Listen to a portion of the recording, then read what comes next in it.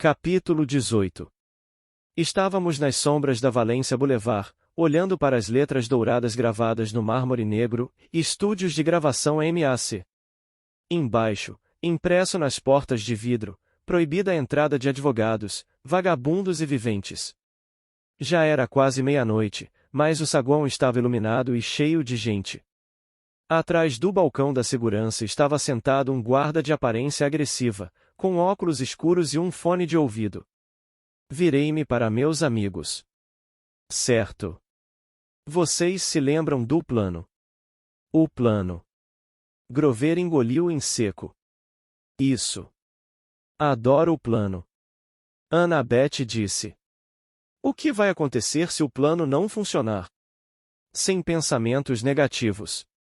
Certo, disse ela.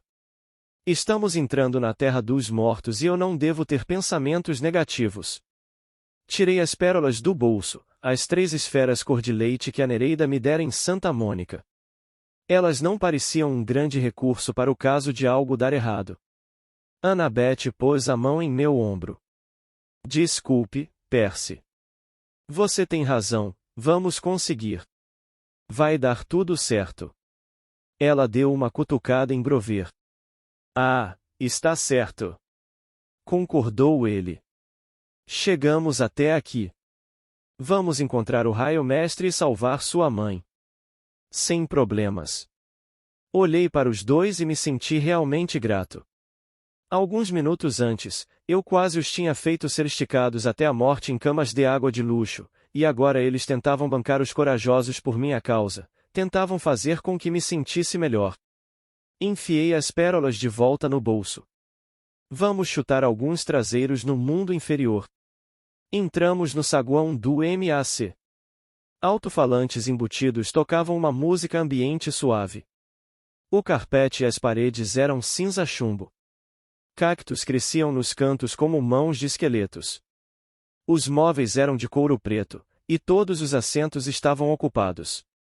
Havia gente sentada em sofás, gente em pé, gente olhando pela janela ou aguardando o elevador. Ninguém se mexia, nem falava, não faziam nada. Com o canto do olho, eu podia vê-los muito bem, mas, se me concentrasse em qualquer um em particular, eles começavam a parecer transparentes. Dava para ver através dos seus corpos. O balcão da segurança ficava em cima de um degrau, portanto tínhamos de olhar para o alto para falar com o guarda. Ele era alto e elegante, com pele na cor de chocolate e cabelo tingido de loiro, cortado em estilo militar. Usava óculos com armação de casco de tartaruga e um terno de seda italiano que combinava com o cabelo. Uma rosa negra estava presa à lapela, embaixo de um crachá de prata. Li o nome no crachá e olhei para ele perplexo. Seu nome é Kiron? Ele se inclinou por cima da mesa. Não consegui ver nada em seus óculos exceto meu próprio reflexo, mas seu sorriso era doce e frio, como o de uma jiboia exatamente antes de devorar você. Que rapaz mais engraçadinho. Ele tinha um sotaque estranho, em inglês, talvez, mas como se tivesse aprendido inglês como segunda língua. Diga-me, parceiro, eu pareço um centauro? Não. Senhor, acrescentou ele suavemente. Senhor, falei. Ele segurou o crachá e correu o dedo embaixo das letras. Consegue ler isto, parceiro? Aqui diz Caronte, diga comigo, Caronte. Caronte. Fantástico. Agora, e Senhor Caronte? Senhor Caronte, disse eu. Muito bem. Ele se recostou. Detesto ser confundido com aquele homem-cavalo. E agora, como posso ajudá-los, pequenos defuntos? A pergunta dele me acertou o estômago como uma bola de beisebol. Olhei para Annabeth em busca de ajuda. Queremos ir para o mundo inferior, disse ela. A boca de Caronte repuxou-se. Bem, isso é revigorante. É mesmo? Perguntou ela. Direto e honesto. Sem gritos. Sem a deve haver algum engano, Sr. Caronte. Ele nos olhou de cima a baixo. Então, como vocês morreram? Cutuquei Grover. Ah, disse ele. Ah, é Afogados, é na banheira. Os três? Perguntou Caronte. Nós assentimos. Que banheira grande! Caronte pareceu levemente impressionado. Suponho que vocês não têm moedas para a passagem. Com adultos, vocês sabem, eu poderia debitar no cartão de crédito, ou acrescentar o preço da travessia na sua última conta de telefone. Mas com crianças, infelizmente, vocês nunca morrem preparadas. Acho que terão de ficar sentados por alguns séculos. Ah, mas nós temos moedas. Pus 3 dracmas de ouro sobre o balcão, parte da provisão que eu encontrara na mesa do escritório de Crosta. Ora vejam, Caronte umedeceu os lábios. Dracmas de verdade. Não vejo uma dessas faz. Seus dedos pairaram avidamente sobre as moedas. Estávamos muito perto. Então Caronte me olhou. O olhar frio atrás dos óculos pareceu abrir um buraco em meu peito. Mas você não conseguiu ler meu nome direito.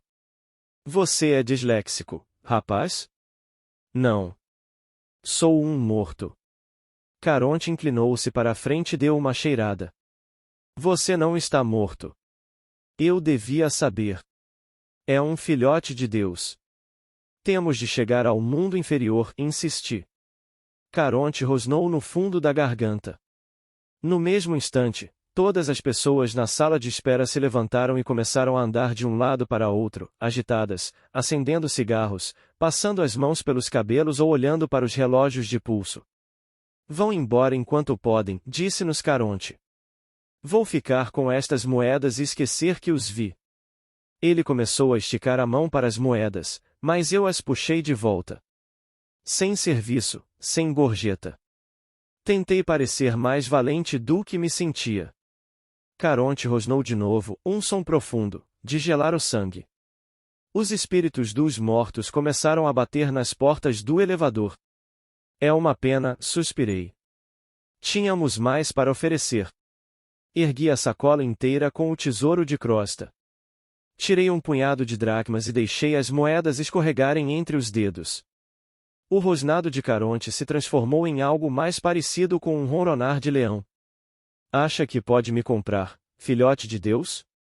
Ah, é só por curiosidade. Quanto você tem aí? Muito, falei. Aposto que Hades não lhe paga o bastante por um trabalho tão duro. Ah, você não sabe nem da metade. Iria gostar de ser babá desses espíritos o dia inteiro?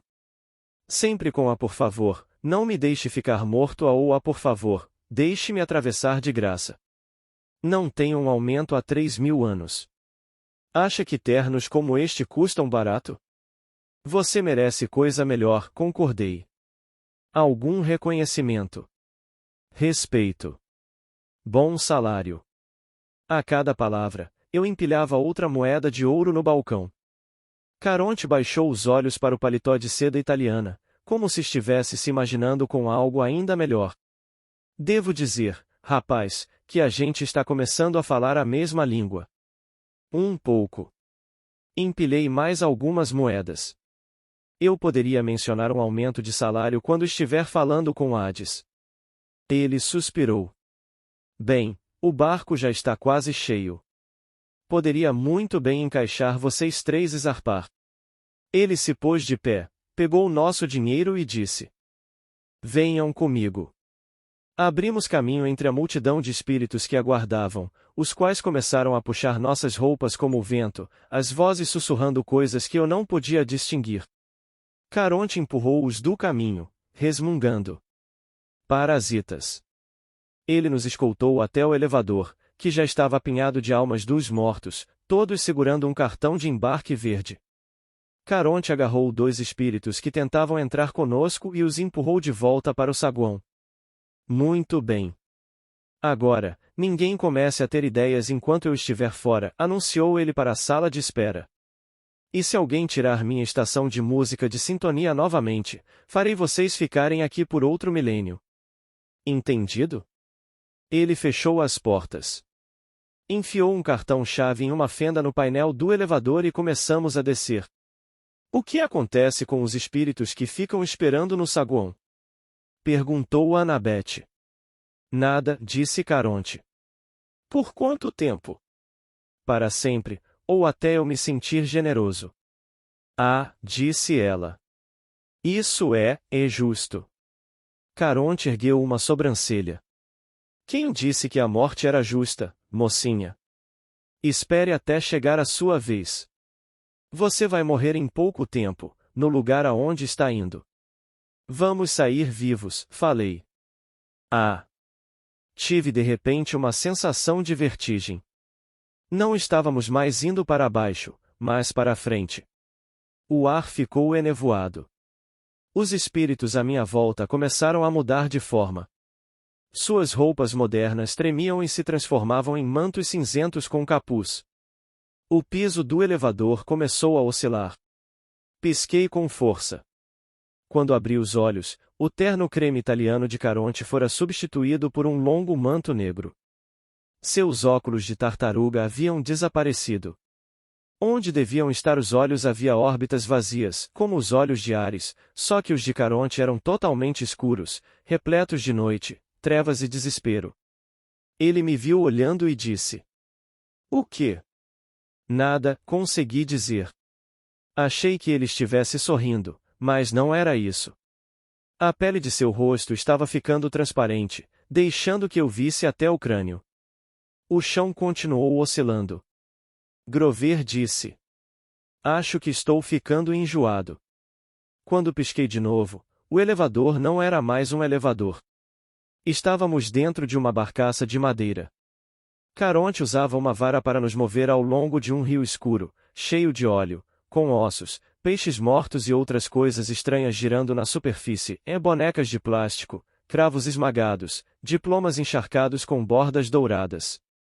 O rio Estige, murmurou Annabeth. É tão poluído, disse Caronte. Há milhares de anos vocês, seres humanos, quando o atravessam, jogam tudo nele, esperanças, sonhos, desejos que jamais se tornaram realidade. Um modo irresponsável de tratar seu lixo, se querem saber. A névoa subia em espirais da água imunda. Acima de nós, quase perdido nas sombras, havia um teto de estalactites. À frente, a costa distante brilhava com uma luz esverdeada, a cor do veneno. O pânico obstruiu minha garganta. O que eu estava fazendo ali? Aquelas pessoas ao meu redor estavam mortas. Annabeth agarrou minha mão. Em circunstâncias normais, isso teria me embaraçado, mas entendi como ela se sentia. Queria se assegurar de que mais alguém estava vivo naquele barco. Percebi que eu murmurava uma oração, embora não soubesse bem para quem estava rezando. Ali embaixo só um Deus importava, e era ele que eu fora confrontar. A praia do mundo inferior surgiu à vista. Rochas escarpadas e areia vulcânica negra se estendiam terra adentro por cerca de 100 metros até um muro alto de pedra, que se prolongava para os lados até onde a vista podia alcançar. De algum lugar por perto nas sombras verdes, veio um som, reverberando nas pedras, o uivo de um grande animal. O velho Três Caras está com fome, disse Caronte. Seu sorriso se tornou esquelético à luz esverdeada. Má sorte para vocês, filhotes de deuses. O fundo do nosso barco deslizou sobre a areia preta. Os mortos começaram a desembarcar. Uma mulher segurando a mão de uma menininha. Um casal de idosos capengando lentamente, de braços dados. Um menino em seu manto cinzento, aparentando não ser mais velho que eu, arrastava os pés em silêncio. Caronte disse: Eu lhe desejaria sorte, parceiro, mas isso não existe por aqui. Lembre-se, não deixe de mencionar meu aumento de salário. Ele contou nossas moedas de ouro em sua bolsa, depois pegou a vara. Gorjeou algo que parecia uma canção de Barry Manilow enquanto empurrava a barcaça de volta através do rio. Seguimos os espíritos por um caminho já muito percorrido. Não sei muito bem o que estava esperando, os portões do céu, uma ponte levadiça grande e escura ou coisa assim. Mas a entrada para o mundo inferior parecia uma mistura de segurança de aeroporto com a autoestrada de New Jersey. Havia 3 entradas separadas embaixo de um enorme arco negro que dizia "Você está entrando em Erebo". Em cada entrada havia um detector de metais com câmeras de segurança instaladas no alto. Depois disso, havia cabines de pedágio operadas por ghouls como o Caronte. Os uivos de animal faminto eram agora muito altos, mas eu não conseguia ver de onde vinham.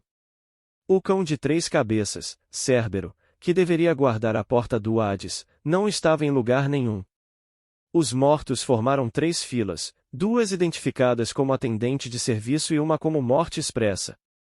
A fila morte expressa estava avançando sem parar. As outras 2 se arrastavam. O que você imagina? Perguntei a Annabeth. A fila rápida deve ir diretamente para os campos de Asfódelos, disse ela. Sem contestação. Eles não querem se arriscar ao julgamento do tribunal, porque pode ir contra eles. Existe um tribunal para gente morta? Sim. 3 juízes. Eles se revezam na magistratura. O rei Minos, Thomas Jefferson, Shakespeare, pessoas assim. Às vezes olham para uma vida e concluem que aquela pessoa precisa de uma recompensa especial, e os Campos Elíseos. Às vezes decidem por um castigo. Mas a maioria das pessoas, bem, elas apenas viveram. Nada de especial, nem bom nem mal. Então vão para os campos de Asfódelos. E fazem o quê? Grover disse. Imagine-se em um campo de trigo no Kansas. Para sempre. Dureza, disse eu. Não tanto quanto aquilo, murmurou Grover. Olhe. Uma dupla de ghouls de mantos negros havia puxado um espírito para o lado e o estava revistando junto à mesa da segurança. O rosto do morto parecia vagamente familiar. Ele é o pregador que saiu no noticiário, está lembrado? Perguntou Grover. Ah, sim. Eu lembrava. Nós o tínhamos visto na TV 1 ou 2 vezes no dormitório da Academia Yance. Era um televangelista chato do norte do estado de Nova York que arrecadará milhões de dólares para orfanatos e depois foi pego gastando dinheiro em artigos para sua mansão, como assentos de privada folheados a ouro e um campo de minigolfe. Morrera numa perseguição da polícia quando seu Lamborghini abençoado a despencou de um penhasco. O que estão fazendo com ele? Perguntei. Castigo especial de Hades, adivinhou Grover. As pessoas realmente mais recebem atenção particular dele quando chegam. As benevolentes vão preparar uma tortura eterna para ele. Pensar nas fúrias me fez estremecer. Percebi que naquele momento estava no território delas. A velha senhora Dodds devia estar lambendo os beiços de expectativa. Mas se ele é um pregador, falei, e acredita em um inferno diferente. Grover encolheu os ombros. Quem disse que ele está vendo este lugar do mesmo modo que nós? Os seres humanos veem o que querem ver. Vocês são muito teimosos persistentes, nisso. Chegamos mais perto dos portões. Os uivos ali eram tão altos que sacudiam o chão embaixo de meus pés, mas ainda assim eu não conseguia perceber de onde vinham. Então, cerca de 15 metros à nossa frente, a névoa verde tremulou. Exatamente no lugar onde o caminho se dividia em 3 estava um monstro enorme e indistinto. Eu não o tinha visto antes porque ele era meio transparente, como os mortos. Até se mexer, sua imagem se fundia com o que quer que estivesse atrás dele. Somente os olhos e os dentes pareciam sólidos. Ele estava me encarando. Meu queixo caiu. Tudo o que pude pensar em dizer foi: é um Rottweiler. Sempre imaginara Cérbero como um grande mastim preto. Mas ele era obviamente um Rottweiler de raça pura, a não ser, é claro, por ter 2 vezes o tamanho de um mamute, ser quase invisível e ter 3 cabeças. Os mortos andavam na direção dele, sem nenhum medo. As filas das placas atendente em serviço se separavam, cada uma para um lado do monstro. Os espíritos de morte expressa caminhavam direto por entre as patas da frente e por baixo da barriga, o que podiam fazer sem sequer se abaixar. Estou começando a vê-lo melhor, murmurei. Por que será? Acho, Annabeth umedeceu os lábios.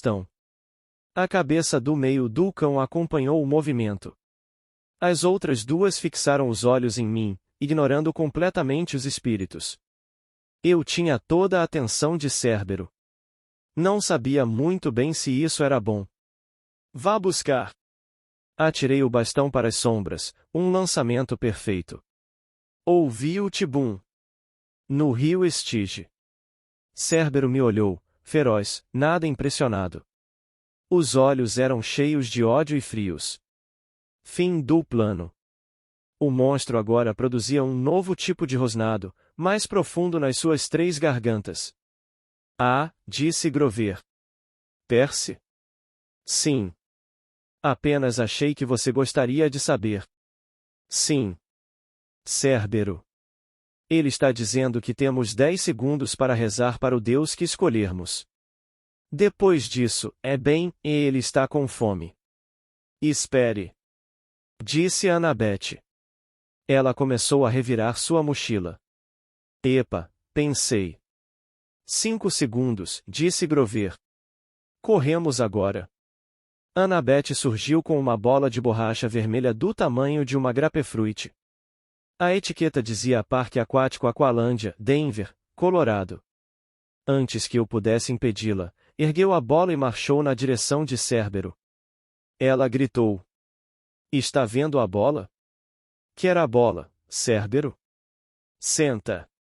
Cérbero parecia tão perplexo quanto nós. As 3 cabeças se inclinaram de lado. 6 narinas se dilataram. Senta. Gritou Annabeth outra vez. Eu tinha certeza de que a qualquer momento ela se transformaria no maior biscoito para cachorro do mundo. Em vez disso, porém, Cérbero lambeu seus 3 pares de lábios, sacudiu o traseiro e sentou, esmagando imediatamente uma dúzia de espíritos que passavam por baixo dele na fila morte expressa. Os espíritos produziram um chiado abafado ao se dissipar, como ar escapando de pneus. Bom menino. Disse Annabeth. E atirou a bola para Cérbero. Ele a agarrou com a boca do meio. A bola mal tinha tamanho suficiente para ele morder, e as outras cabeças começaram a avançar na do meio, tentando pegar o novo brinquedo. Solta! Ordenou Annabeth. As cabeças de Cérbero pararam de brigar e olharam para ela. A bola estava presa entre 2 dos seus dentes como um pedacinho de chiclete. Ele soltou um lamento alto e assustador, depois largou a bola, gosmente quase rasgada no meio, aos pés de Annabeth. Bom menino. Annabeth pegou a bola, ignorando a baba de monstro. Ela se virou para nós. Vão, agora. Fila da morte expressa, essa anda mais rápido. Mas, argumentei. Agora. Ordenou ela, no mesmo tom que estava usando com o cão. Grover e eu avançamos devagarzinho, cautelosos. Cérbero começou a rosnar. Fica. Ordenou Annabeth ao monstro. Se quer a bola, fica. Cérbero ganiu, mas ficou onde estava. E você? Perguntei a Annabeth quando passamos por ela. Sei o que estou fazendo, Percy, murmurou ela. Pelo menos, tenho quase certeza. Grover e eu seguimos por entre as pernas do monstro. Por favor, Annabeth, eu rezei. Não o mande sentar de novo. Conseguimos passar. Cérbero não era menos assustador visto de trás. Bom cachorro, disse Annabeth. Ela ergueu a bola vermelha esfrangalhada e, provavelmente, chegou à mesma conclusão que eu. Se recompensasse Cérbero, não restaria nada para mais um truque. Assim mesmo, ela jogou a bola. A boca esquerda do monstro agarrou imediatamente, só para ser atacada pela cabeça do meio enquanto a cabeça da direita gemia em protesto. Enquanto o monstro estava distraído, Annabeth marchou energicamente por baixo da barriga dele e juntou-se a nós perto do detector de metais. Como fez aquilo? Perguntei, admirado. Aula de adestramento, disse ela sem fôlego, e fiquei surpreso ao ver que havia lágrimas em seus olhos.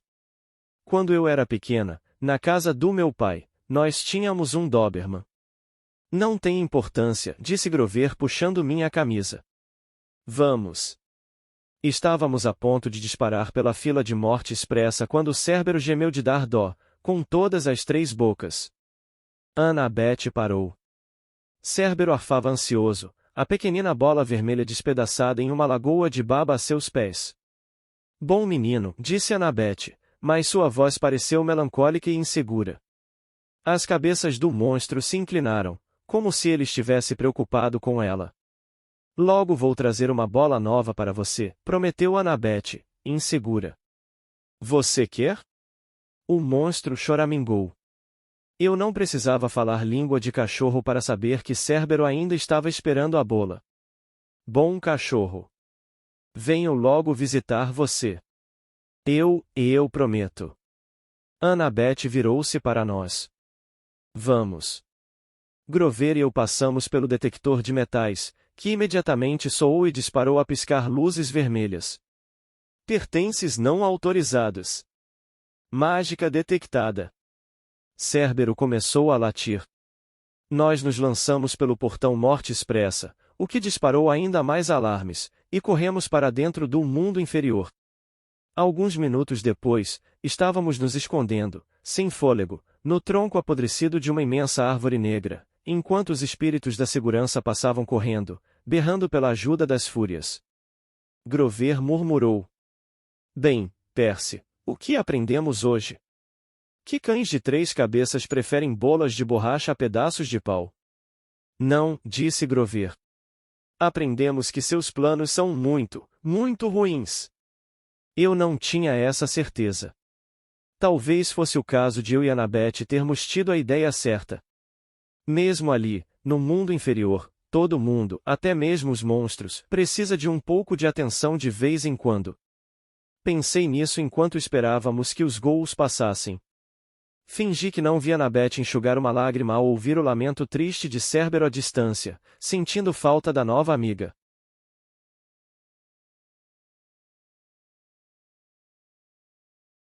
Capítulo 19. Imagine a maior aglomeração de gente que você já viu em um show, um campo de futebol lotado com 1 milhão de fãs. Agora imagine um campo 1 milhão de vezes maior do que esse, lotado. E imagine que a energia elétrica falhou e não há barulho, não há luz, nem aquelas bolas gigantes quicando por cima da multidão. Algo de trágico aconteceu nos bastidores. Uma massa sussurrante de gente fica simplesmente vagueando nas sombras sem direção, esperando um show que nunca vai começar.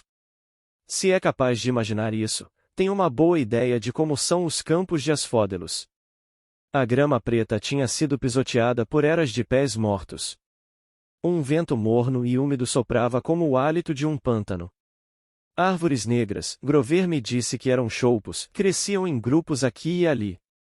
O teto da caverna era tão alto acima de nós que poderia passar por uma massa de nuvens de tempestade, a não ser pelas estalactites, que brilhavam em um cinza pálido e pareciam malvadamente pontudas. Tentei não imaginar que poderiam cair sobre nós a qualquer momento, mas havia várias delas salpicadas ao redor, que caíram e empalaram a si mesmas na grama preta. Acho que os mortos não precisavam se preocupar com pequenos riscos como ser espetados por estalactites do tamanho de foguetes. Annabeth, Grover e eu tentamos nos misturar com a multidão, permanecendo de olho nos gols da segurança. Não pude deixar de procurar rostos familiares entre os espíritos de Asfódelos, mas é difícil olhar para os mortos. Seus rostos tremulam. Todos parecem ligeiramente zangados ou confusos. Eles até nos veem e falam, mas a voz soa como trepidações, como o chiado de morcegos. Depois que eles percebem que você não consegue entendê-los, fecham a cara e se afastam. Os mortos não são assustadores. São apenas tristes. Arrastamo-nos, seguindo a fila de recém-chegados que serpenteava desde os portões principais em direção a uma grande tenda negra com uma faixa que dizia: Julgamentos para o Elísio e para a danação eterna. Bem-vindos, recém-falecidos. Do fundo da tenda saíam duas filas muito menores. À esquerda, espíritos flanqueados por espíritos malignos de segurança marchavam por um caminho pedregoso rumo aos campos de punição, que incandesciam e fumegavam à distância, uma vastidão desértica e rachada com rios de lava e campos minados, e quilômetros de arame farpado separando as diferentes áreas de tortura. Mesmo de longe, pude ver pessoas sendo perseguidas por cães infernais, queimadas na fogueira, forçadas a correr nuas por plantações de cactos ou ouvir música de ópera. Pude apenas distinguir uma colina minúscula com o vulto do tamanho de uma formiga de Sísifo lutando para empurrar sua pedra até o topo. E vi também torturas piores, coisas que nem quero descrever. A fila que vinha do lado direito do pavilhão dos julgamentos era muito melhor. Dava num pequeno vale cercado de muros, uma comunidade com portões, que parecia ser a única parte feliz do mundo inferior. Além do portão de segurança havia belas casas de todos os períodos da história, vilas romanas, castelos medievais e mansões vitorianas. Flores de prata e ouro floresciam nos campos. A grama ondulava nas cores do arco-íris. Dava para ouvir os risos e sentir o cheiro de churrasco. Elísio. No meio daquele vale havia um brilhante lago azul, com 3 pequenas ilhas como um hotel de lazer nas Bahamas. As Ilhas dos Abençoados, para pessoas que escolheram renascer 3 vezes, e 3 vezes conquistaram o Elísio. No mesmo instante eu soube que era para lá que queria ir quando morresse. É isso mesmo, disse Annabeth como se estivesse lendo meus pensamentos. Este é o lugar para os heróis. Mas percebi como havia poucas pessoas no Elísio, como era minúsculo em comparação com os campos de Asfódelos ou até os campos da punição. Portanto, poucas pessoas se davam bem em suas vidas. Era deprimente. Deixamos o pavilhão dos julgamentos e nos aprofundamos mais nos campos de Asfódelos. Ficou mais escuro. As cores se esvaíram das nossas roupas. As multidões de espíritos tagarelas começaram a rarear. Depois de alguns quilômetros de caminhada, passamos a ouvir guinchos familiares à distância. Agigantando-se longe estava um palácio de obsidiana negra, brilhante. Acima dos baluartes rodopiavam 3 criaturas escuras semelhantes a morcegos, as fúrias. Tive a sensação de que nos aguardavam. Talvez seja tarde demais para voltar atrás, disse Grover com tristeza. Vai dar tudo certo. Tentei parecer confiante. Talvez devêssemos procurar em alguns dos outros lugares primeiro, sugeriu Grover. Como o Elísio, por exemplo. Venha, menino bode. Annabeth agarrou-lhe o braço. Grover ganiu. Seus tênis criaram asas e as pernas saltaram para a frente, puxando-o para longe de Annabeth.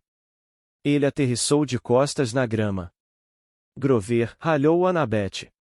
Pare de embromar. Mas eu não. Ele ganiu de novo. Os tênis estavam agora batendo as asas como loucos. Levitaram do chão e começaram a arrastá-lo para longe de nós. Maia! Gritou ele, mas a palavra mágica parecia não fazer mais efeito. Maia, agora mesmo. 190. Socorro! Eu me refiz da perplexidade e tentei agarrar a mão de Grover, mas era tarde demais.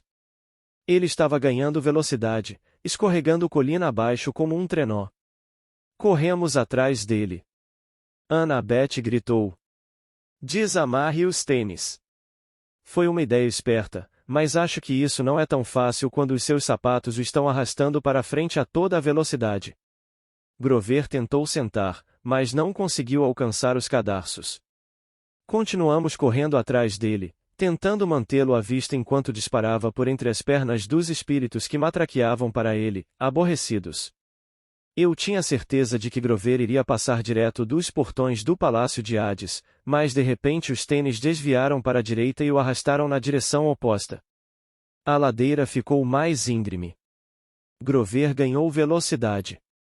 Annabeth e eu tivemos de correr a toda para acompanhá-lo. As paredes da caverna se estreitaram dos dois lados, e me dei conta de que estávamos entrando em algum tipo de túnel lateral.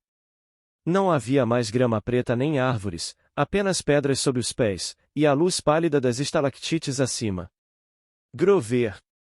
Gritei, minha voz reverberando. Segure em alguma coisa. O quê? Gritou ele de volta. Estava agarrando os pedregulhos, mas não havia nada grande o bastante para reduzir sua velocidade. O túnel ficou mais escuro e frio. Os pelos dos meus braços se arrepiaram. O cheiro ali embaixo era nauseabundo. Me fez pensar em coisas que eu nem devia saber: sangue derramado sobre um antigo altar de pedra, o hálito fétido de um assassino. Então vi o que estava à nossa frente, de repente, estanquei. O túnel se alargava para uma enorme caverna escura, e no meio havia um abismo do tamanho de um quarteirão da cidade. Grover estava escorregando direto para a borda. Venha, Percy! Gritou Annabeth, puxando-me pelo pulso. Mas aquilo... Eu sei! Gritou ela. O lugar que você descreveu, de seu sonho. Mas Grover vai cair se não o pegarmos. Ela estava certa, é claro. O apuro de Grover fez com que me mexesse de novo. Ele estava gritando, arranhando o chão, mas os tênis alados continuavam a arrastá-lo em direção ao poço, e não parecia possível chegar até ele a tempo. O que o salvou foram seus cascos. Os tênis voadores sempre ficaram folgados nele, e quando Grover chocou-se com uma grande pedra, seu tênis esquerdo saiu voando e disparou para as trevas, abismo abaixo. O tênis direito continuou a puxá-lo, mas não tão depressa. Grover conseguiu reduzir a velocidade agarrando-se à grande pedra e usando-a como âncora. Estava a 3 metros da borda do abismo quando nós o pegamos e o puxamos de volta a ladeira acima. O outro tênis alado se desprendeu, circulou em volta de nós furiosamente e chutou nossas cabeças em protesto antes de voar para dentro do abismo a fim de juntar-se a seu par. Todos desabamos exaustos sobre os pedregulhos de obsidiana. Meus membros pareciam feitos de chumbo. Até minha mochila parecia mais pesada, como se alguém a tivesse enchido de pedras. Grover estava muito arranhado. Suas mãos sangravam. As pupilas dos olhos se transformaram em fendas, no estilo dos bodes, como sempre acontecia quando ele estava aterrorizado. Eu não sei como, arquejou ele. Eu não. Espere, falei. Escute. Eu tinha ouvido algo. Um sussurro profundo na escuridão. Mais alguns segundos, e Annabeth disse. Percy, este lugar. Psiu. Fiquei em pé. O som estava ficando mais alto, uma voz murmurante, malévola, vinda de longe, muito longe abaixo de nós. Vinda do abismo. Grover sentou-se. Oh!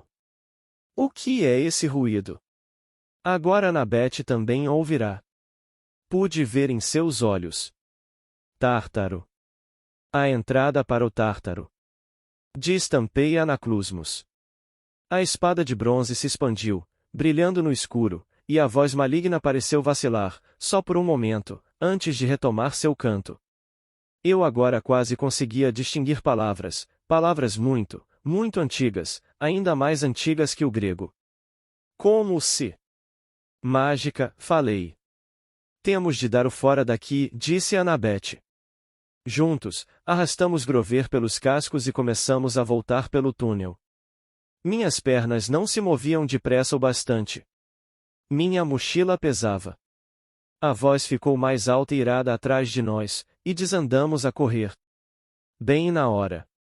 Uma rajada fria de vento nos aspirou pelas costas, como se o abismo inteiro estivesse inalando.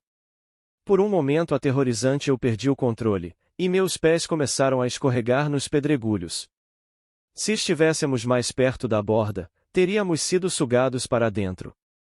Continuamos fazendo força para a frente e finalmente chegamos ao topo do túnel, onde a caverna se abria para os campos de asfódelos. O vento parou. Um lamento de indignação ecoou no fundo. Alguma coisa não estava feliz por termos escapado. O que era aquilo? Ofegou Grover quando desabamos na relativa segurança de um bosque de choupos negros. Um dos bichinhos de estimação de Hades? Annabeth e eu nos entreolhamos. Eu podia ver que ela acalentava uma ideia, provavelmente a mesma que tivera durante a viagem de táxi a Los Angeles, mas estava apavorada demais para dividi-la comigo. Isso já era o bastante para me aterrorizar. Pus a tampa na minha espada, pus a caneta de volta no bolso. Vamos andando. Olhei para Grover. Consegue andar? Ele engoliu em seco. Sim, com certeza. Nunca gostei muito daqueles tênis mesmo. Ele tentou parecer valente, mas estava tremendo tanto quanto Annabeth e eu. O que quer que estivesse naquele abismo, não era bichinho de estimação de ninguém. Era indizivelmente velho e poderoso. Nem mesmo Equidna me dera aquela sensação.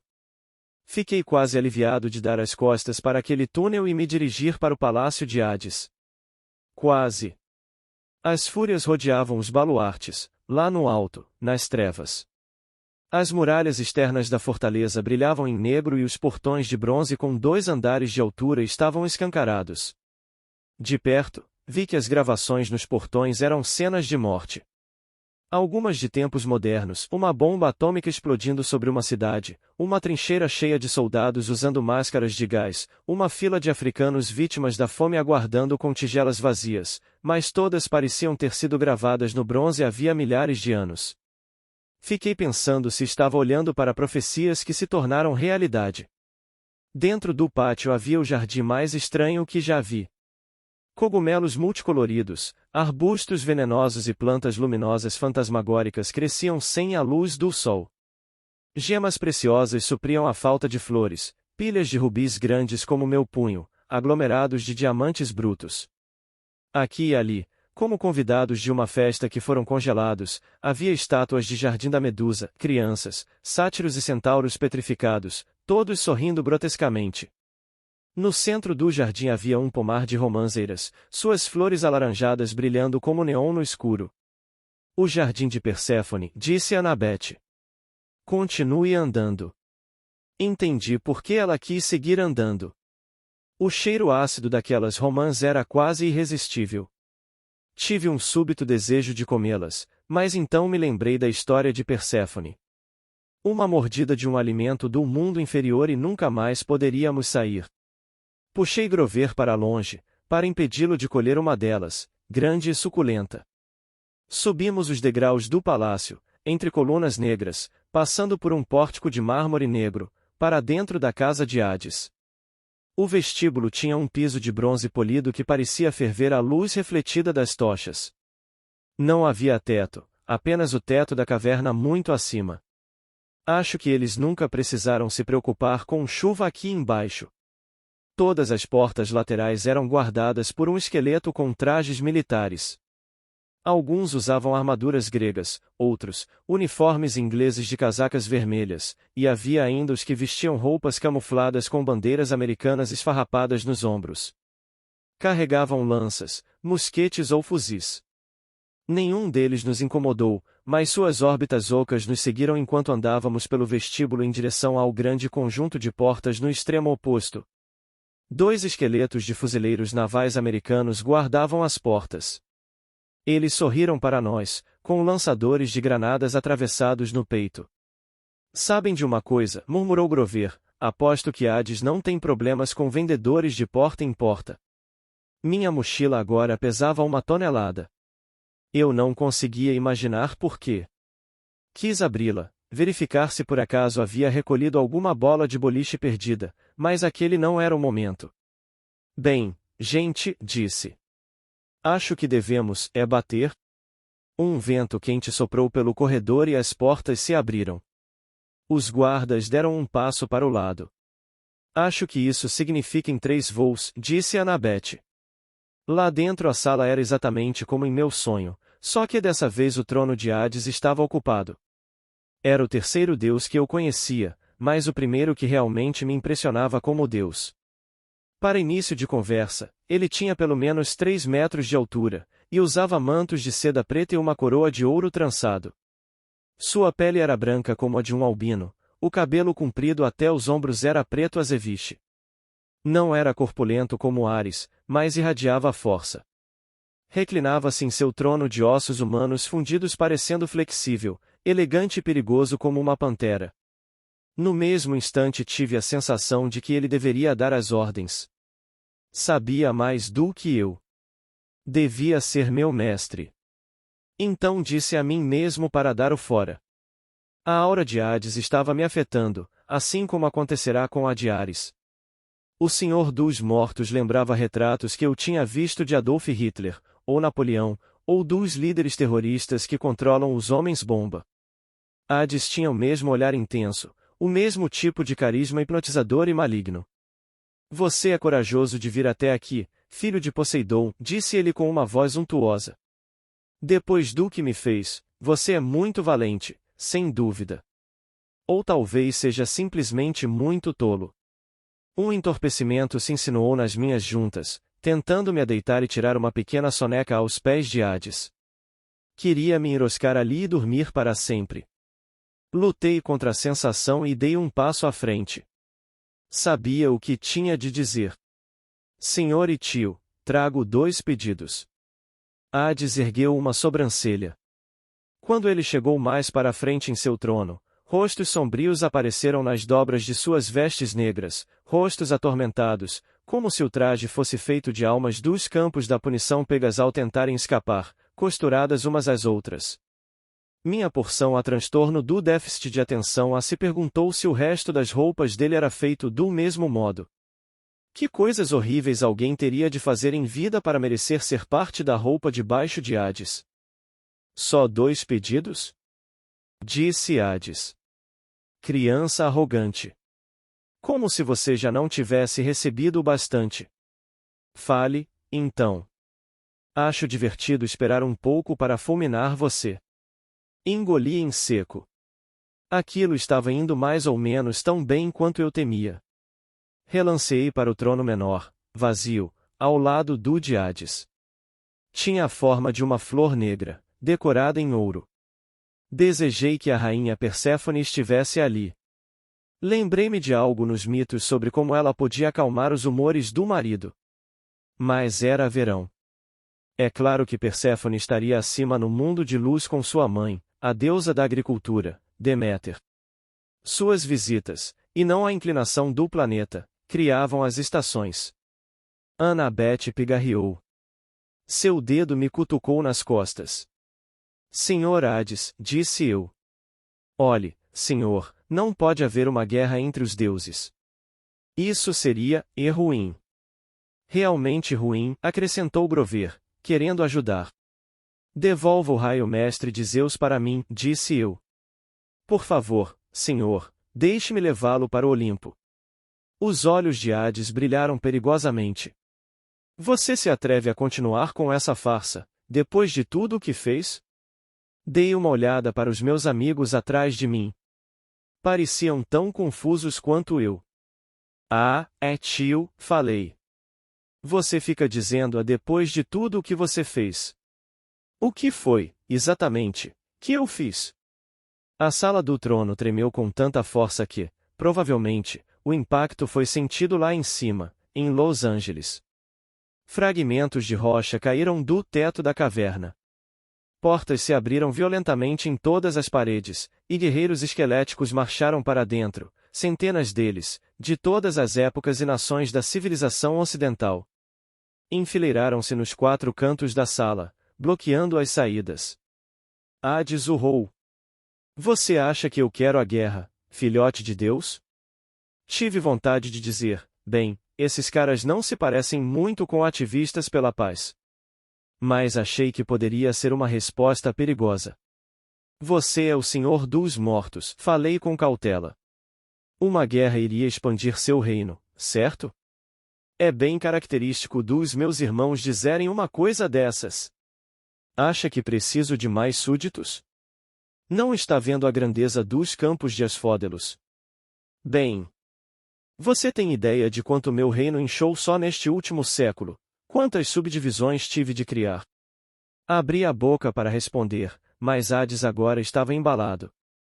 Mais espíritos de segurança, queixou-se. Problemas de trânsito no pavilhão de julgamentos. Horas extras em dobro para o pessoal. Eu era um deus rico, Percy Jackson. Controlo todos os metais preciosos embaixo da terra. Mas as minhas despesas. Caronte quer um aumento de salário, despejei, acabando de me lembrar do fato. Assim que falei, pensei que perderá uma ótima chance de ficar calado. Não me fale de Caronte! Gritou Hades. Ele está impossível desde que descobriu os ternos italianos. Problemas em toda parte, e eu tenho de lidar com todos eles pessoalmente.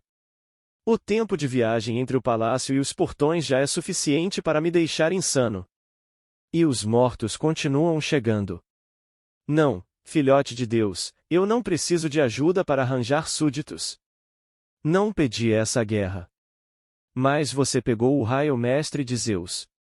Mentiras. Mais estrondos.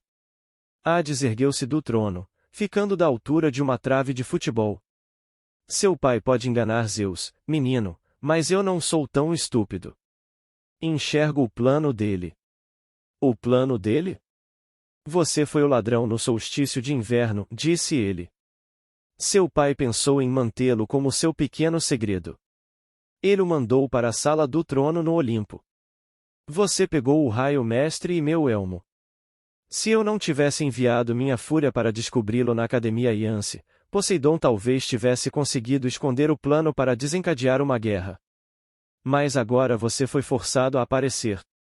Será exposto como o ladrão de Poseidon, e eu terei meu elmo de volta. Mas, falou Anabete. Pude perceber que a cabeça dela estava a 1 milhão de quilômetros por hora. Senhor Hades, seu elmo das trevas também desapareceu? Não banque inocente comigo, menina. Você e o sátiro estiveram ajudando este herói, que veio aqui me ameaçar sem dúvida em nome de Poseidon, a me trazer um ultimato. Poseidon acha que posso ser chantageado para apoiá-lo? Não. Falei. Poseidon não, e eu não. Não falei nada do desaparecimento do elmo, rosnou Hades, porque não tenho ilusões de que alguém no Olimpo me faça justiça, que me dê alguma ajuda. Não posso permitir que vaze a notícia de que minha arma mais poderosa está desaparecida. Portanto procurei por você eu mesmo, e quando ficou claro que você vinha a mim para fazer sua ameaça, não tentei detê-lo. Você não tentou nos deter? Mas... Devolva meu elmo agora, ou vou interromper a morte, ameaçou Hades. Esta é a minha contraproposta. Abrirei a terra e mandarei os mortos se despejarem de volta em seu mundo. Transformarei suas terras em um pesadelo. E você, Percy Jackson, e o seu esqueleto liderará o meu exército para fora do Hades. Todos os soldados esqueléticos deram um passo à frente, com as armas de prontidão. A essa altura, eu deveria ter ficado aterrorizado. O estranho foi que eu me senti ofendido. Nada me deixa mais zangado do que ser acusado de algo que não fiz. Já tiveram uma porção de experiências com isso. Você é tão mau quanto Zeus, disse eu. Acha que roubei você? É por isso que mandou as fúrias atrás de mim? É claro, disse Hades. E os outros monstros? Hades franziu o lábio. Não tive nada a ver com eles. Eu não queria uma morte rápida para você, queria você diante de mim, vivo, para enfrentar todas as torturas dos campos da punição. Por que acha que o deixei entrar no meu reino tão facilmente? Facilmente? Devolva o que me pertence. Mas eu não tenho o seu elmo. Vim buscar o raio mestre. Que você já possui. Bradou o Hades. Você veio aqui com ele, pequeno idiota, achando que poderia me ameaçar. Não é verdade. Então abra sua mochila. Um pensamento horrível me assaltou. O peso da minha mochila, como uma bola de boliche. Não podia ser. Tirei a mochila dos ombros e abri o zíper. Dentro havia um cilindro de metal de 60 centímetros de comprimento, com uma ponta de cada lado, zumbindo de energia. Percy, disse Annabeth. Como? Eu não sei. Não entendo. Vocês, heróis, são sempre iguais, disse Hades. Seu orgulho os torna tolos, achando que podem trazer uma arma assim diante de mim. Eu não pedi o raio de Zeus, mas já que ele está aqui, você o entregará a mim. Tenho certeza de que será um excelente instrumento de barganha. E agora, meu elmo. Onde está? Eu estava sem fala. Não tinha elmo nenhum. Não tinha ideia de como o raio mestre fora parar na minha mochila. Quis pensar que Hades estava armando algum tipo de truque. Hades era o vilão. Mas de repente o mundo virara de lado. Percebi que havia sido usado. Alguém fizera Zeus, Poseidon e Hades quererem a caveira um do outro. O raio mestre estava na minha mochila, e eu receberá a mochila de... Senhor Hades, espere, disse eu. Isso tudo é um engano. Um engano? Rugiu Hades. Os esqueletos apontaram as armas. Lá no alto houve um bater de asas coriáceas, e as três fúrias voaram para baixo para empoleirar-se nas costas do trono do seu senhor. A que tinha as feições da senhora Dodds arreganhou um sorriso ávido para mim e estalou o seu chicote. Não há engano nenhum, disse Hades. Sei por que você veio, e sei a razão real por que trouxe o raio. Você veio negociar por ela. Hades soltou uma bola de fogo dourado da palma de sua mão. Ela explodiu nos degraus diante de mim, e lá estava minha mãe, congelada em uma chuva de ouro, exatamente como no momento em que o Minotauro começou a apertá-la até a morte.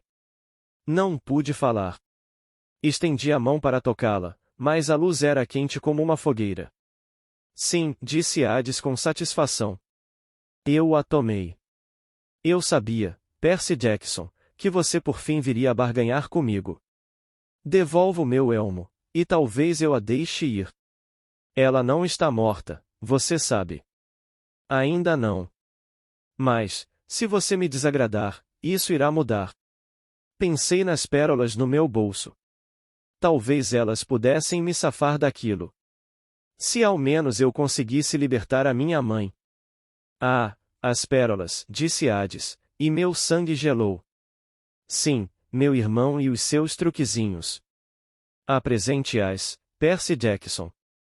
Minha mão se moveu contra a vontade e eu apresentei as pérolas. Apenas 3, disse Hades. Que pena. Você sabe que cada qual protege uma só pessoa. Tente levar a sua mãe, então, filhotinho de Deus.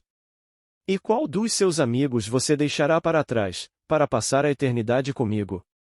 Vá em frente. Escolha. Ou me dê a mochila e aceite as minhas condições.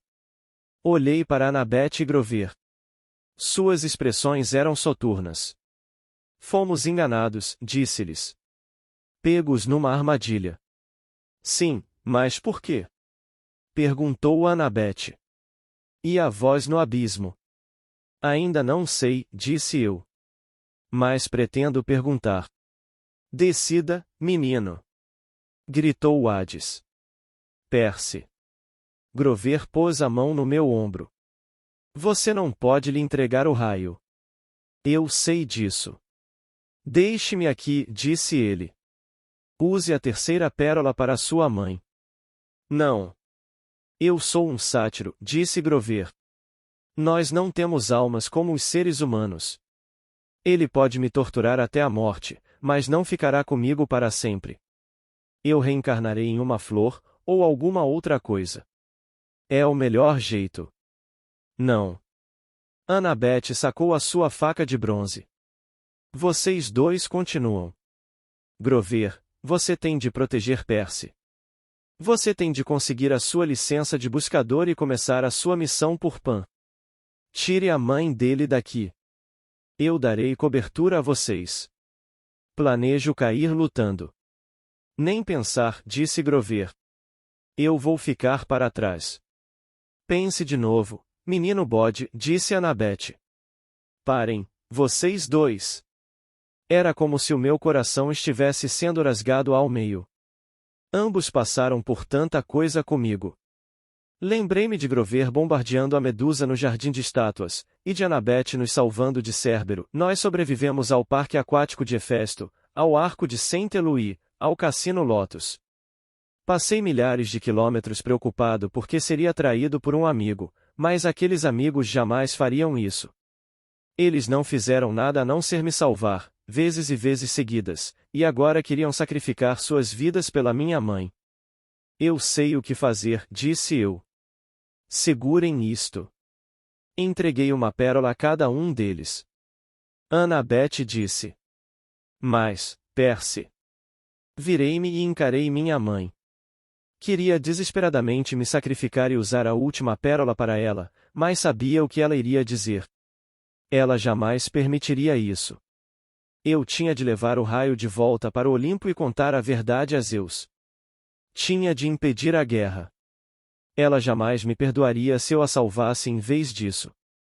Pensei na profecia feita na Colina Meio-Sangue, que parecia ter sido 1 milhão de anos atrás. No fim você não conseguirá salvar aquilo que mais importa. Desculpe, disse a ela. Eu voltarei. Vou encontrar um jeito. A expressão presunçosa na cara de Hades se apagou. Ele disse. Filhote de Deus. Vou encontrar o seu elmo, tio, disse a ele. Vou devolvê-lo. Lembre-se do aumento de salário de Caronte. Não me desafie. E não faria mal brincar com Cérbero de vez em quando. Ele gosta de bolas de borracha vermelhas. Percy Jackson, você não vai. Eu gritei. Agora. Esmagamos as pérolas aos nossos pés. Por um momento apavorante, nada aconteceu. Hades gritou. Destruam-nos. O exército de esqueletos avançou, espadas desembainhadas, fuzis engatilhados no modo totalmente automático. As fúrias mergulharam, os chicotes explodindo em chamas. Exatamente quando os esqueletos abriram fogo, os fragmentos de pérola aos meus pés explodiram em luz verde e em uma rajada de ar fresco do mar. Eu fui encapsulado em uma esfera branca leitosa, que começava a flutuar para fora do chão. Annabeth e Grover estavam bem atrás de mim. Lanças e balas centelharam inofensivamente nas bolhas de pérola enquanto flutuávamos para cima. Hades gritou com tamanha raiva que a fortaleza inteira se sacudiu e eu soube que aquela não seria uma noite tranquila em Los Angeles. Olhem para cima! Gritou Grover. Vamos bater! Sem dúvida, estávamos indo direto para as estalactites, as quais imaginei que iriam estourar as nossas bolhas e nos espetar. Como se controla essa coisa? Gritou Annabeth. Acho que não se controla. Gritei de volta. Gritamos quando as bolhas colidiram com o teto e... escuridão. Será que estávamos mortos? Não, eu ainda tinha a sensação de velocidade. Estávamos indo para cima, através da rocha sólida, tão facilmente quanto uma bolha de ar na água. Aquele era o poder das pérolas, eu me dei conta, o que pertence ao mar sempre retornará ao mar. Por alguns momentos, não vi nada além das paredes macias da minha esfera, então minha pérola irrompeu no fundo do oceano. As outras duas esferas leitosas, Annabeth e Grover, me acompanharam enquanto disparávamos para cima através da água. E pimba! Explodimos na superfície, no meio da Baía de Santa Mônica, jogando um surfista para fora da sua prancha com um indignado "Ei, cara!". Agarrei Grover e o arrastei até uma boia salva-vidas. Peguei Annabeth e a arrastei também. Um tubarão curioso dava voltas em torno de nós, um grande tubarão branco com cerca de 3,5 metros de comprimento. Eu disse: "Cai fora!". O tubarão se virou e fugiu apressado. O surfista gritou alguma coisa sobre cogumelos estragados e se afastou de nós patinhando o mais rápido que podia. De algum modo, eu sabia que horas eram, e início da manhã, 21 de junho, o dia do solstício de verão. À distância, Los Angeles estava em chamas, nuvens de fumaça subindo de bairros por toda a cidade. Tinha havido um terremoto, sem dúvida, e a culpa era de Hades. Provavelmente estava mandando um exército de mortos atrás de mim naquele instante. Mas, naquele momento, o mundo inferior não era o meu maior problema. Eu tinha de chegar até a praia. Tinha de levar o raio de Zeus de volta para o Olimpo. Mais que tudo, eu precisava ter uma conversa séria com o Deus que me enganara.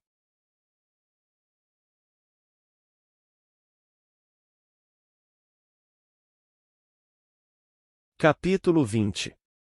Um barco da guarda costeira nos recolheu, mas eles estavam ocupados demais para ficar conosco por muito tempo, ou para querer saber por que 3 crianças com roupas casuais foram parar no meio da baía. Havia um desastre para cuidar. Seus rádios estavam entupidos de chamados de emergência. Eles nos largaram no Pier Santa Mônica com toalhas em volta dos ombros e garrafas d'água que diziam "Eu sou um guarda costeiro mirim". E saíram às pressas para salvar mais gente. Nossas roupas estavam encharcadas, inclusive as minhas. Quando o barco da guarda costeira apareceu, eu implorei baixinho que eles não me tirassem da água e me achassem perfeitamente seco, o que teria feito algumas sobrancelhas se erguerem. Então desejei ficar encharcado. Sem dúvida, minha mágica à prova d'água me abandonara. Eu também estava descalço. Por que entregará meus sapatos a Grover? Era melhor a guarda costeira se perguntar por que um de nós estava descalço do que se perguntar por que um de nós tinha cascos. Depois de chegar à terra firme, saímos cambaleando pela praia, vendo a cidade queimar contra um lindo pôr do sol. Era como se tivesse acabado de retornar do mundo dos mortos, o que era a verdade. Minha mochila estava pesada, com o raio mestre de Zeus. Meu coração estava ainda mais pesado por ter visto minha mãe. "Eu não acredito", disse Annabeth. "A gente passou por tudo aquilo e..." "Foi um truque", disse eu. "Uma estratégia digna de Atena." "Ei", avisou. "Você entendeu, não é?" Ela baixou os olhos, a raiva murchou. "Sim. Entendi." "Bem, eu não entendi", reclamou Grover. "Será que alguém poderia?" "Percy", disse Annabeth. "Eu sinto muito pela sua mãe." "Sinto tanto." Fiz que não estava ouvindo. Se eu falasse sobre a minha mãe, ia começar a chorar como uma criancinha. "A profecia estava certa", disse eu. "Você irá para o oeste, e irá enfrentar o Deus que se tornou desleal." Mas não era Hades. Hades não queria a guerra entre os 3 grandes. Algum outro executou o roubo.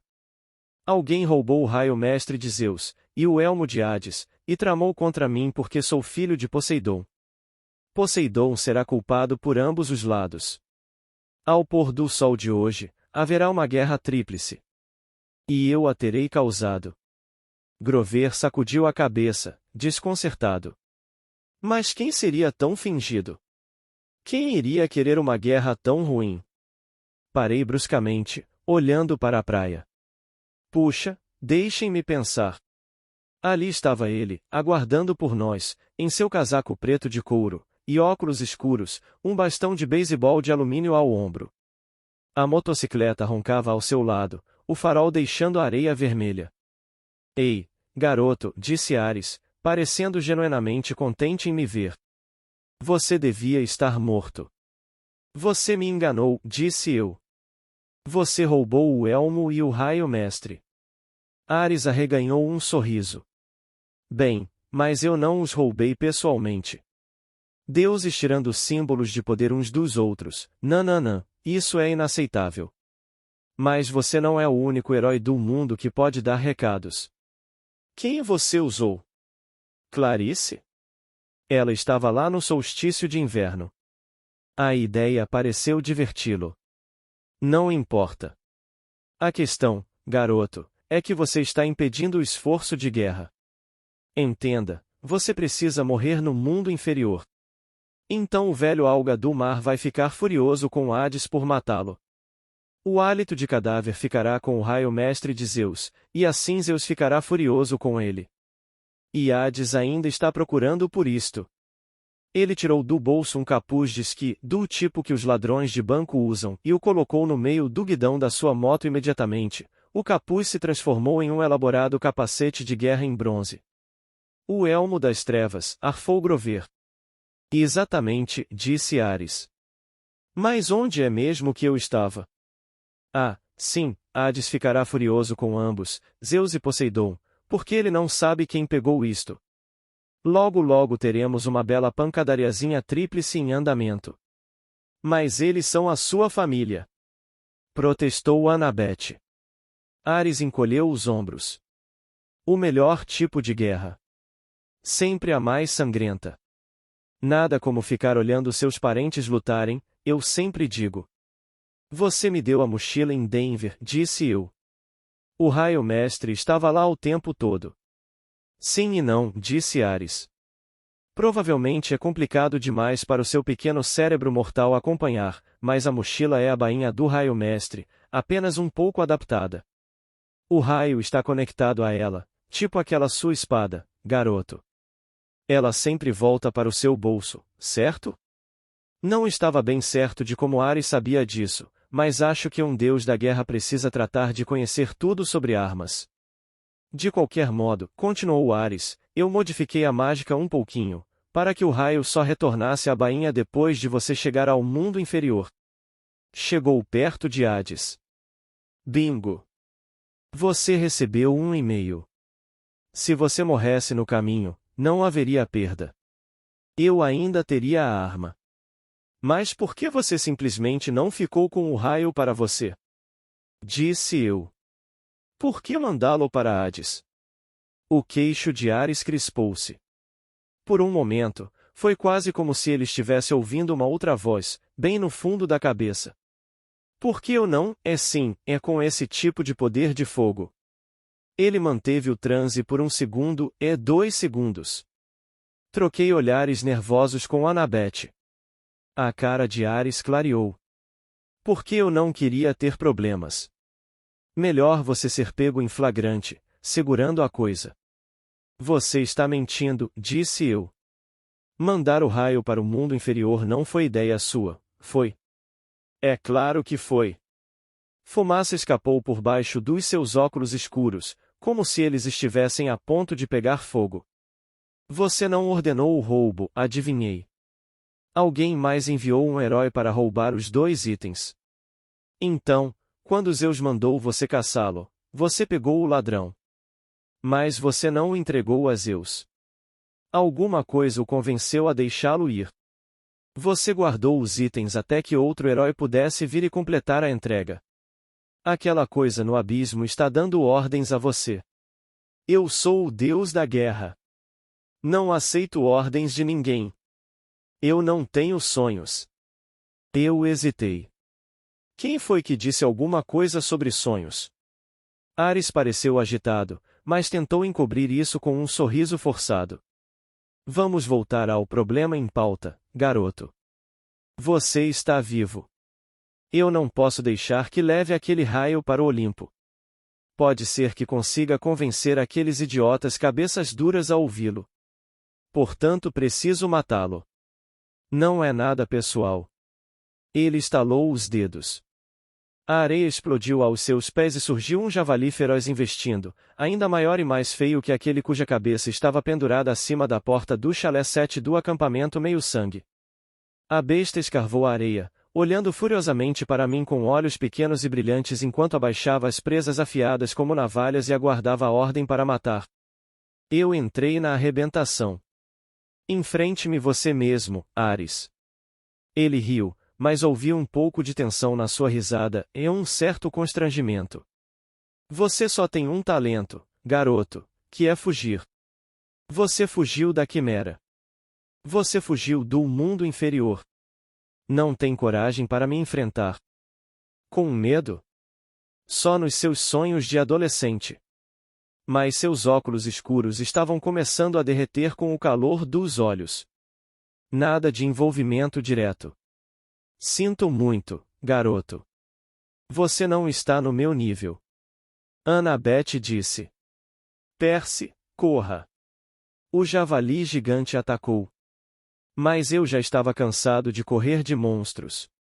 Ou de Hades, ou de Ares, ou de qualquer um. Quando o javali investiu contra mim, eu destampei minha caneta e dei um passo para o lado. Contra a corrente apareceu nas minhas mãos. Dei um golpe para cima. A presa direita decepada do javali caiu aos meus pés, enquanto o animal desorientado investia contra o mar. Eu gritei. Onda! Imediatamente uma onda surgiu do nada e engolfou o javali, enrolando-se nele como um cobertor. A besta guinchou uma vez, aterrorizada. E então se foi, engolida pelo mar. Voltei-me novamente para Ares. Você vai lutar comigo agora? Perguntei. Ou vai se esconder de novo atrás de um porquinho de estimação? A cara de Ares estava roxa de raiva. Tome cuidado, garoto. Eu poderia transformá-lo em uma barata, disse eu. Ou uma lombriga. Sim, eu tenho certeza. Isso salvaria de ter o seu divino couro chicoteado, não é mesmo? Chamas dançaram por cima dos seus óculos. Ah, você realmente está pedindo para ser esmagado até virar uma poça de gordura. Se eu perder, me transforme no que quiser. Fique com o raio. Se eu vencer, o elmo e o raio são meus, e você tem de ir embora. Ares me olhou com uma expressão de escárnio. Ele brandiu o bastão de beisebol que trazia ao ombro. Como gostaria de ser esmagado, em modo clássico ou moderno? Eu lhe mostrei a minha espada. Legal, menino morto, disse ele. Modo clássico então. O bastão de beisebol transformou-se em uma enorme espada de 2 mãos. A guarda era uma grande caveira de prata com um rubi na boca. Percy, disse Annabeth. Não faça isso. Ele é um deus. Ele é um covarde, disse eu para ela. Ela engoliu em seco. Use isto pelo menos. Para dar sorte. Ela tirou o seu colar, com 5 anos de contas do acampamento e o anel do pai dela, e colocou em volta do meu pescoço. Reconciliação, disse ela. Atena e Poseidon juntos.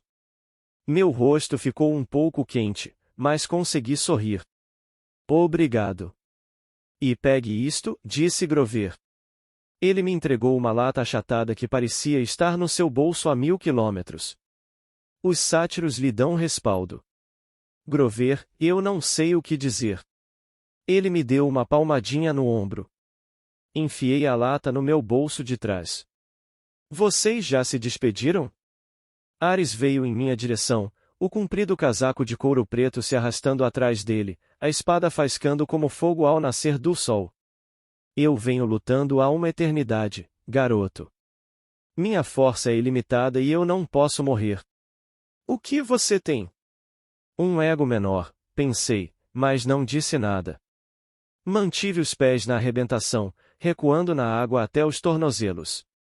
Pensei no que Annabeth havia dito no restaurante de Denver, tanto tempo atrás, e Ares tem força. É tudo o que ele tem. Mesmo a força às vezes tem de se curvar à sabedoria. Ele desceu a espada, tentando rachar ao meio a minha cabeça, mas eu não estava lá. Meu corpo pensava por mim. A água pareceu me empurrar para o ar e eu me lancei para cima dele, golpeando para o lado com a espada ao descer. Mas Ares foi igualmente rápido. Torceu o corpo e o golpe que deveria tê-lo pego diretamente na espinha foi desviado para fora pela guarda da sua espada. Ele sorriu. Nada mal, nada mal. Ele atacou de novo e fui forçado a pular para a terra seca. Tentei sair de lado, para voltar à água, mas Ares parecia saber o que eu queria. Ele foi mais habilidoso, me pressionando tanto que tive de me concentrar totalmente em não ser cortado em pedaços. Continuei recuando para longe da arrebentação. Não consegui achar nenhuma abertura para atacar. O alcance da espada dele era bem maior que o de Anaclusmus. Chegue perto, Luke me dissera uma vez, em nossa aula de esgrima. Quando a sua lâmina é a mais curta, chegue perto. Avancei com uma estocada, mas Ares estava esperando por isso. Ele arrancou a espada das minhas mãos e me chutou no peito. Eu saí voando 5, talvez 10 metros. Teria quebrado as costas se não tivesse desabado sobre a areia fofa de uma duna. Percy! Gritou Annabeth. Polícia! Estava vendo tudo dobrado. Parecia que o meu peito tinha sido atingido por um ariete, mas consegui me pôr em pé. Eu não podia desviar os olhos de Ares por medo de que ele me cortasse ao meio, mas com o canto do olho vi as luzes vermelhas piscando na avenida Beira-Mar. Portas de carros batiam. Ali, guarda! Gritou alguém. Está vendo? Uma voz brusca de policial. Parece aquele garoto da TV, que diabo? Aquele cara está armado, disse outro policial. Peça reforços. Rolei para o lado e a lâmina de Ares cortou a areia. Corri para minha espada, peguei-a e desferi um golpe contra o rosto de Ares, apenas para ver a minha lâmina desviada de novo. Ares parecia saber exatamente o que eu ia fazer um momento antes. Recuei para a arrebentação, forçando-o a me seguir. Admita, garoto, disse Ares. Você está perdido. Estou só brincando com você. Meus sentidos estavam fazendo hora extra. Agora eu entendia o que Annabeth dissera sobre como o transtorno do déficit de atenção pode manter você vivo na batalha. Eu estava totalmente desperto, notando cada pequeno detalhe. Eu podia ver onde Ares estava se retesando. Podia dizer de que lado ele ia atacar. Ao mesmo tempo, tinha consciência de Annabeth Grover, 10 metros à minha esquerda. Vi uma segunda viatura parando, a sirene uivando. Espectadores, pessoas que perambulavam pelas ruas por causa do terremoto, começavam a se juntar. No meio da multidão, pensei ver alguns andando com aquele estranho passo de trote de sátiros disfarçados. Havia também vultos rebrilhantes de espíritos, como se os mortos tivessem se erguido do Hades para assistir à batalha. Ouvi o bater de asas coriáceas circulando em algum lugar acima. Mais sirenes. Avancei mais para dentro da água, mas Ares foi rápido. A ponta da sua espada rasgou a manga da minha roupa e roçou o meu antebraço. A voz de um policial no megafone disse: Larguem as espingardas. Coloquem na areia. Agora. Espingardas? Olhei para a arma de Ares, e ela parecia estar tremeluzindo, às vezes parecia uma espingarda, às vezes uma espada de 2 mãos. Eu não sabia o que os seres humanos estavam vendo nas minhas mãos, mas tinha certeza de que não os faria gostar de mim. Ares virou-se para olhar ferozmente para os nossos espectadores, o que me deu um momento para respirar. Havia 5 viaturas de polícia agora, e uma fileira de policiais abaixados atrás delas, com pistolas apontadas para nós. Este é um assunto particular. Berrou Ares. Vão embora. Ele fez um movimento circular com a mão, e uma parede de chamas vermelhas passou através das viaturas. Os policiais mal tiveram tempo de mergulhar para se proteger antes de os carros explodirem. A multidão se dispersou aos gritos. Ares soltou uma gargalhada retumbante. Agora, heróizinho. Vamos acrescentar você ao churrasco. Ele golpeou. Eu desviei da lâmina. Cheguei perto o bastante para atacar, tentei enganá-lo com uma ginga, mas o meu golpe foi rechaçado. As ondas agora estavam me atingindo nas costas. Ares estava mergulhado até as coxas, avançando atrás de mim. Senti o ritmo do mar, as ondas ficando maiores enquanto a maré avançava, e de repente tive uma ideia. Ondas pequenas, pensei. E a água atrás de mim pareceu recuar. Eu estava segurando a maré com a força da minha vontade, mas a tensão se acumulava, como gás carbônico atrás de uma rolha. Ares avançou, sorrindo confiante. Eu abaixei a minha lâmina, como se estivesse exausto demais para prosseguir. Aguarde, eu disse para o mar. A pressão agora estava quase me levantando acima dos pés. Ares ergueu a espada. Eu liberei a maré e pulei, subindo como um rojão em uma onda, passando diretamente por cima de Ares. Uma parede de 2 metros de água o atingiu em cheio no rosto, e ele ficou praguejando e cuspindo com a boca cheia de algas. Caí em pé atrás dele, espirrando água, e simulei um ataque em direção à cabeça dele, como já havia feito. Ele se virou a tempo de erguer a espada, mas dessa vez estava desorientado e não previu o truque.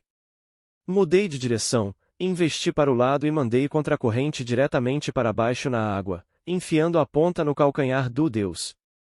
O rugido que se seguiu fez o terremoto do Hades parecer um evento menor. O próprio mar explodiu para longe de Ares, deixando um círculo de areia molhada com 15 metros de diâmetro. Icor, o sangue dourado dos deuses, jorrou de um talho profundo na bota do deus. A expressão no seu rosto ia além do ódio. Era dor, choque, incredulidade total por ter sido ferido. Ele veio mancando na minha direção, resmungando antigas pragas gregas. Alguma coisa o deteve. Era como se uma nuvem tivesse encoberto o sol, mas pior. A luz foi sumindo. Sons e cores se extinguiram. Uma presença fria e pesada passou sobre a praia, retardando o tempo, diminuindo a temperatura até o congelamento, e fazendo-me sentir que a vida não valia a pena, que lutar era inútil. As trevas se dissiparam. Ares parecia aturdido. As viaturas da polícia ardiam atrás de nós. A multidão de espectadores fugira. Annabeth e Grover estavam plantados na praia, em choque, observando a água se derramar de volta em torno dos pés de Ares, e o seu luminescente cor dourado se diluindo na maré. Ares abaixou a espada. Você fez um inimigo, filhote de Deus, disse-me ele. Você selou o seu destino. A cada vez que erguer a sua lâmina em batalha, a cada vez que você esperar sucesso, sentirá a minha maldição. Cuidado, Perseu Jackson. Cuidado. Seu corpo começou a brilhar. Percy! Gritou Annabeth. Não olhe. Virei-me enquanto o deus Ares revelava sua verdadeira forma imortal.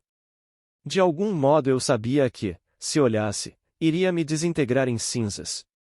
A luz se extinguiu. Olhei para trás. Ares se fora. A maré recuou para revelar o elmo de bronze das trevas de Hades. Eu o recolhi e fui andando na direção dos meus amigos. Mas, antes de chegar lá, ouvi o bater de asas de couro.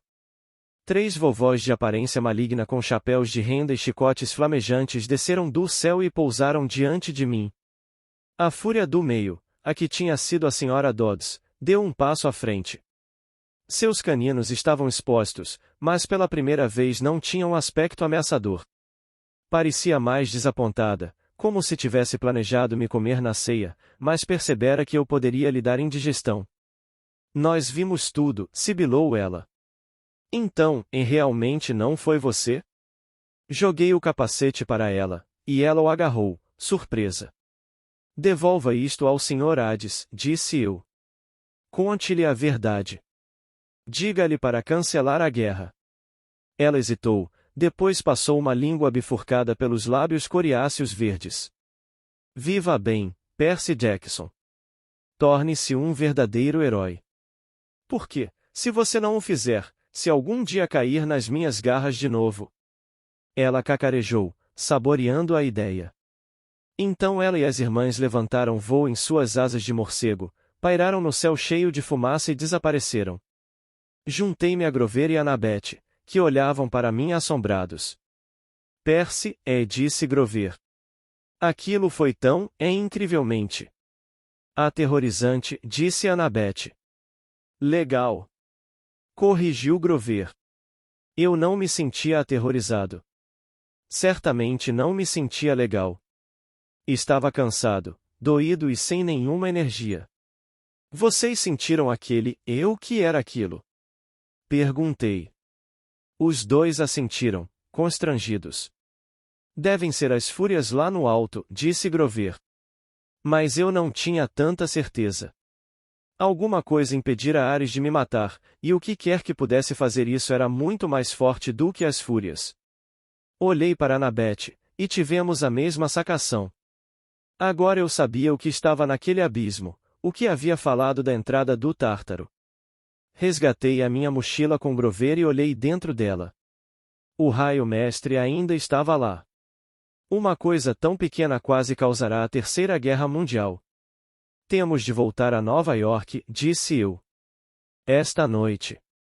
É impossível, disse Annabeth, a não ser que nós fossemos voando, completei. Ela regalou os olhos para mim.